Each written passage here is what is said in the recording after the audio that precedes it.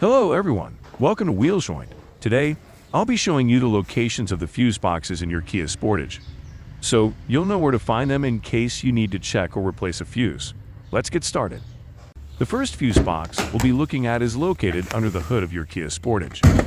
To access this fuse box, you'll need to pop the hood of your vehicle. Once you have the hood open, look towards the side of the engine. You should see a plastic cover with some diagrams and labels on it. This is the primary fuse box for your vehicle's electrical systems.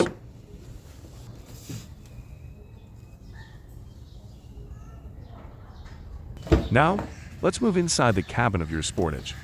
The second fuse box is located inside the vehicle, and it contains fuses that control various interior functions. You can find this fuse box on the driver's side, near the lower part of the dashboard. It is behind a cover that you can easily remove. Whether you're checking or replacing a fuse, the process is quite similar for both fuse boxes. Let's go ahead and demonstrate how to do that with a fuse from the fuse box under the hood.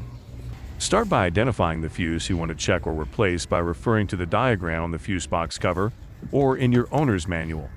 Once you've located the correct fuse, use a fuse puller tool or a pair of needle nose pliers to carefully remove the fuse. Most vehicles come equipped with a fuse puller inside the fuse box. A fuse puller is a tool designed to safely and easily remove fuses from their sockets. Now carefully pull out the fuse.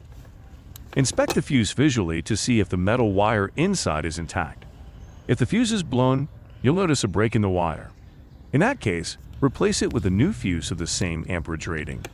Make sure you only use the recommended amperage fuse to avoid electrical issues.